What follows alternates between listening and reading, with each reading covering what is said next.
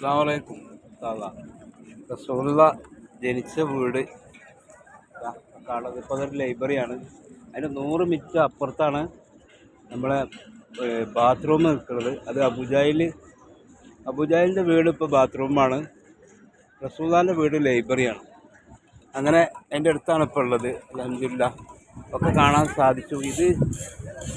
ഇത് ഫ്രീ ആയിട്ട് അവിടെ കാണുന്നത് 4 കുട ഫ്രീ ആയിട്ട് സംസം എടുത്ത് നമുക്ക് എത്രയും കൊണ്ടുപോകാൻ പറ്റുന്ന സ്ഥലം.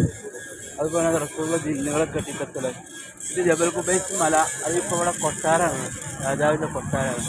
പറമ്പിൻ്റെ തൊട്ടടുത്ത് കൂടെ നിങ്ങൾ നടത്തുകയാണ്. അള്ളാഹു റാത്തോടുകൂടി എല്ലാം കണ്ട് നാട്ടിൽ തിരിച്ചെത്താൻ അള്ളാഹു തൗഫീക്ക് നൽകട്ടെ.